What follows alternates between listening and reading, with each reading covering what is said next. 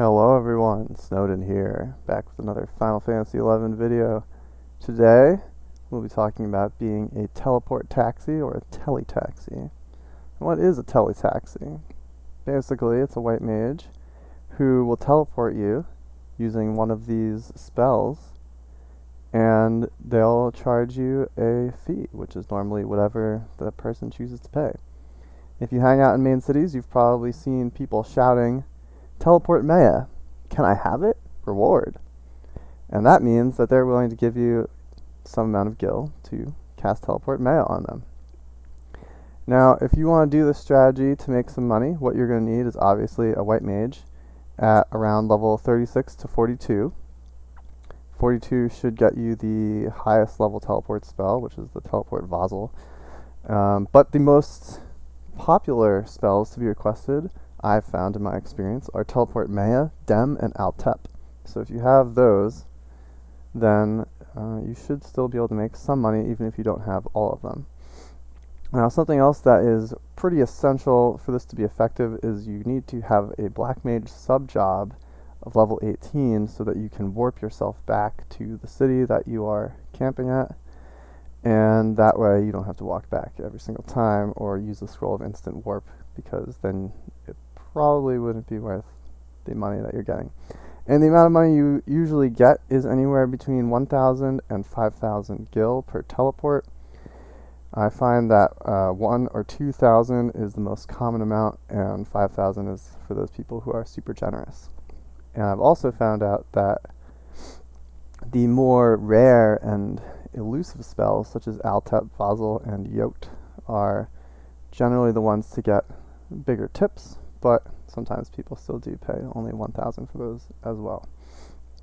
Something else that is good to know for this is that there is some macros you can set up. So if you're just hanging out on your white mage in the city doing some crafting or doing whatever, and by the way, I suggest you always be on your white mage doing city stuff anyway, because not only can you pick up the teleports, but let's say you're at the auction house and you need to go back to your Mage house, and your home point's at your Mage house, which is a good place to have it, then you can just warp, and then you don't have to walk back. Plus, you look pretty cool in your white mage gear.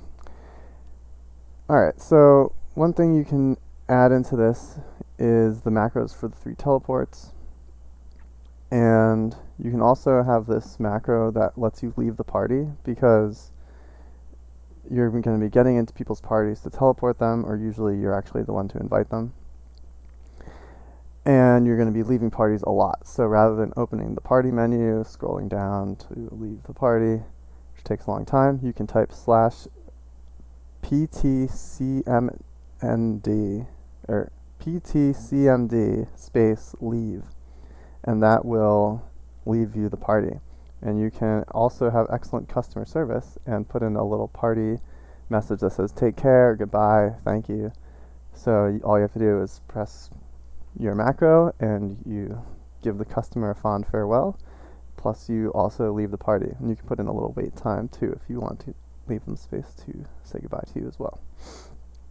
Now, teletaxi business is a pretty competitive business sometimes, depending. Sometimes of the day when it's slow business, you might be the only white mage in town, and in which case, that's great. All the teleport money goes to you that you're willing to take. But if it's prime time, people are going to be trying to beat you to inviting the people who are shouting for their teleports. So a good strategy to use is try to invite first, obviously.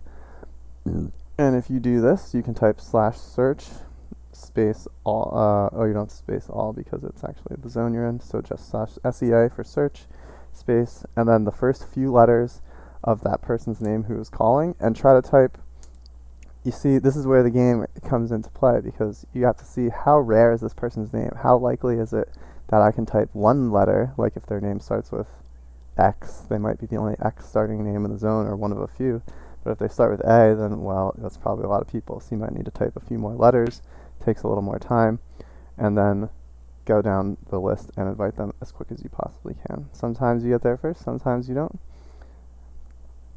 Alright, so does this make a lot of money?